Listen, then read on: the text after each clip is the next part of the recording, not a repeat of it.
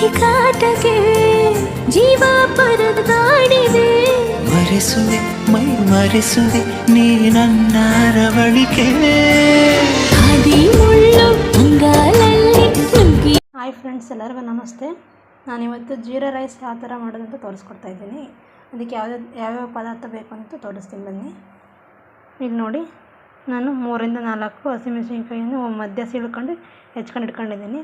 ಒಂದು ಈರುಳ್ಳಿ, ಒಂದು ಸ್ವಲ್ಪ ಕರಿಬೇವು, 2 ರಿಂದ 3 ಸ್ಪೂನು ಜೀರಿಗೆ, ಆಮೇಲೆ ಶುಂಠಿ ಬೆಳ್ಳುಳ್ಳಿ ಪೇಸ್ಟು, ಆಮೇಲೆ ಆಯಿಲ್.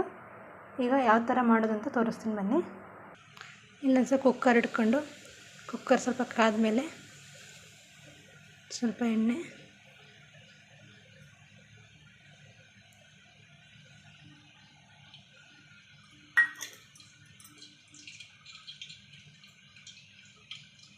ಎಣ್ಣೆ ಕಾದ್ಮೇಲೆ ಜೀರಿಗೆ ಇಟ್ಕೊಂಡಿದ್ವಲ್ಲ, ಜೀರಿಗೆ,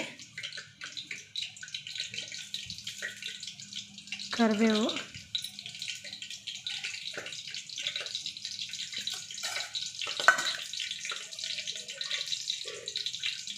ಆಮೇಲೆ ಹಸಿಮೆಣಸಿನ್ಕಾಯಿ ಸ್ವಲ್ಪ ಫ್ರೈ ಮಾಡ್ಕೊಳ್ಳಿ. ಸ್ವಲ್ಪ ಖಾರ ಬಿಡಬೇಕದು.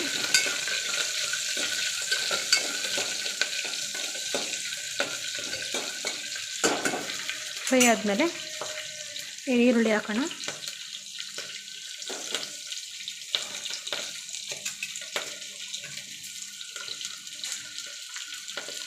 ಈರುಳ್ಳಿನ ಚೆನ್ನಾಗಿ ಫ್ರೈ ಮಾಡೋಣ.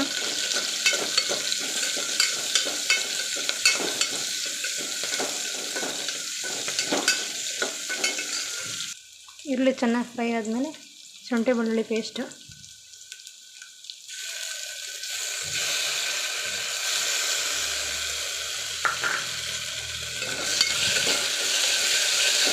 ಇದು ಚೆನ್ನಾಗಿ ಫ್ರೈ ಮಾಡೋಣ. ಚೆನ್ನಾಗಿ ಫ್ರೈ ಆದಮೇಲೆ ಸ್ವಲ್ಪ ಉಪ್ಪು,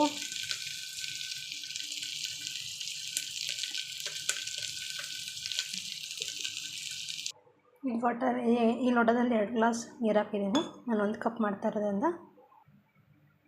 ಅದು ಇವಾಗ ಚೆನ್ನಾಗಿ ಕುದೀಲಿ. ನೀರು ಹಾಕಿದ್ದೀನಿ. ಚೆನ್ನಾಗಿ ಕುದ್ದ ಮೇಲೆ ಕುದಿಬೇಕಾದ್ರೆ ಅಕ್ಕಿ ಹಾಕಬೇಕು. ನಾನೇನು ನೀರು ಹಾಕಿದ್ನಲ್ಲ, ಅದೇ ಕಪ್ಪಲ್ಲಿ 1 ಕಪ್ಪು ಅಕ್ಕಿ ವಾಶ್ ಮಾಡಿ ಇಟ್ಕೊಂಡಿದ್ದೀನಿ. ಇದು ಚೆನ್ನಾಗಿ ಕುದೀತಾ ಇದೆ.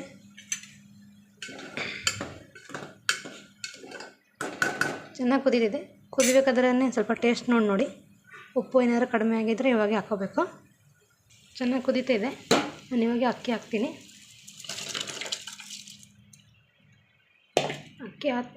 ಅಕ್ಕಿ ಆದಮೇಲೆ ಇದು ಚೆನ್ನಾಗಿ ಕುದಿಬೇಕು.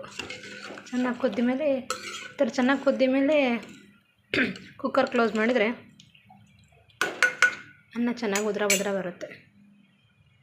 ಈ ಥರ ಚೆನ್ನಾಗಿ ಕುದಿಬೇಕಾದ್ರೆ ಕುಕ್ಕರ್ ಕ್ಲೋಸ್ ಮಾಡಿದರೆ ತಳ ಹಿಡಿಯೋಲ್ಲ, ನೀಟಾಗಿ ಬರುತ್ತೆ, ಉದ್ರ ಆಗುತ್ತೆ ರೈಸು. ಕುಕ್ಕರ್ ಕ್ಲೋಸ್ ಮಾಡಿದ್ದೀನಿ. ಅದು 2 ರಿಂದ 3 ವಿಜಿಲ್ ಹೋಗಿ ಮೇಲೆ ಓಪನ್ ಮಾಡಿ ತೋರಿಸ್ತೀನಿ ಯಾವ ಥರ ಆಗಿದೆ ಅಂತ. 3 ವಿಜಿಲ್ ಆಗಿದೆ. ಇದು ಓಪನ್ ಮಾಡಿ ತೋರಿಸ್ತೀನಿ ಯಾವ ಥರ ಆಗಿದೆ ಅಂತ. ನೋಡಿ ಯಾವ ಥರ ಆಗಿದೆ ಜೀರಾ ರೈಸ್. ಉದ್ರ ಚೆನ್ನಾಗಿದೆ, ಉದ್ರ.